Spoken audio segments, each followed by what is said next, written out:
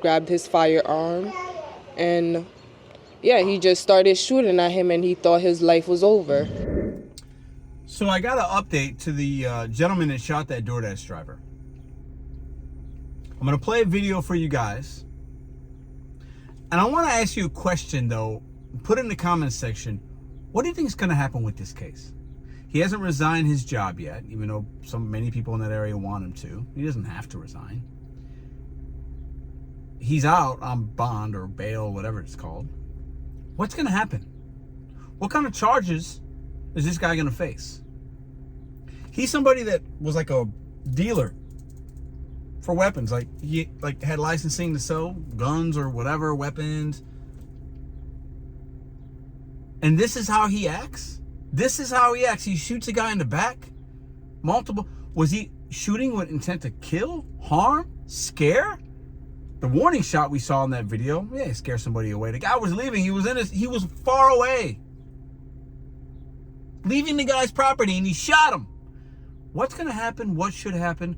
Watch what some people in that area are saying about this case. Is definitely disturbing to watch. Reaction from Chester's town supervisor to the alleged action taken last week by another elected official, Highway Superintendent John Riley, who's accused of shooting a DoorDash delivery driver who was lost and asking for help. Brandon Holdridge initially issued a fairly neutral statement, but that opinion changed after seeing this doorbell video of the shooting that law enforcement is reviewing. I can't imagine what was going through, minds in that scenario. It's really just of shock and disbelief. A man believed to be Riley fires a warning shot, then aims at a car down the driveway, yelling "go." There are two additional shots, one that went through the victim's Toyota Corolla. It matches the sequence of events the 24-year-old told his family. When he grabbed his firearm, and yeah, he just started shooting at him, and he thought his life was over. Riley is back home after posting bail. An Orange County grand jury now deciding whether to indict the highway superintendent. Off camera today, relatives of the victim say they are outraged by the video and want justice. The victim remains hospitalized and will need to undergo a second surgery. It's unfortunate that he was lost and his phone, apparently was on like 1% or something. I feel terrible for him. I hope that he makes a full and healthy recovery. The family says they want Riley removed from his post as highway superintendent, something that can only happen through resignation. So far, no indication that Riley intends to step down from his elected position. In Chester, Marcus Solis, Channel 7. All right, so I'm using that with fair use. It was a news clip, news clip from a local news station. Y'all know me. I gotta speak my mind on things because I've seen a lot of you guys' comments, and most of you, like 99% of you guys, if not maybe a little bit less, maybe 97, are like, that guy's crazy. Oh my God, I can't believe he did that.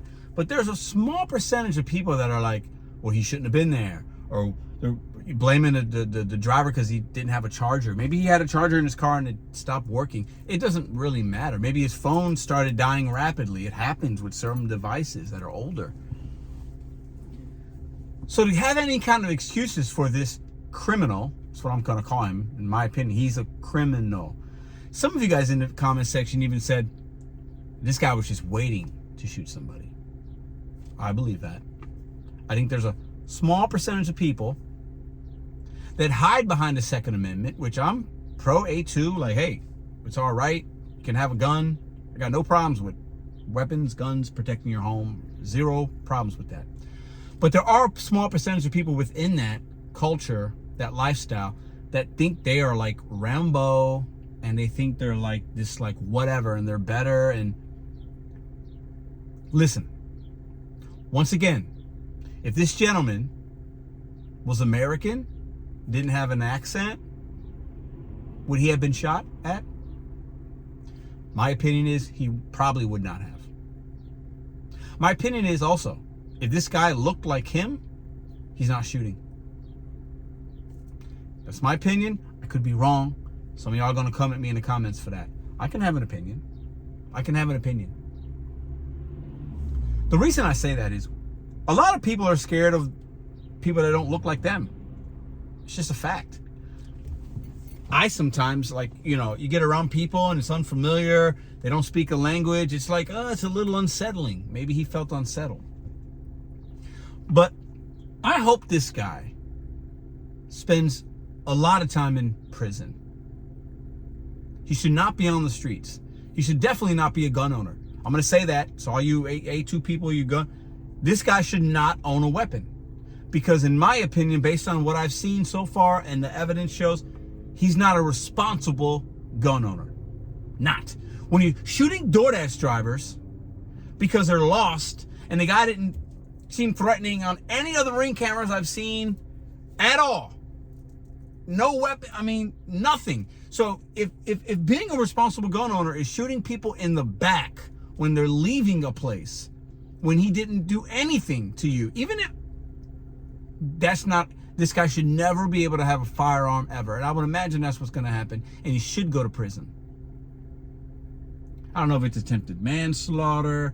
I don't know what it is. I don't know the technicalities of the verbiage and it's just, it makes me more upset. Because we know things like this happened before we had ring cameras and social media and phones and everything. We know it. So how many innocent people have been attacked, murdered, assaulted? This guy's had another 2 or 3 surgeries now. Thank God he's alive. But I think if this guy, if the person knocking on the doorbell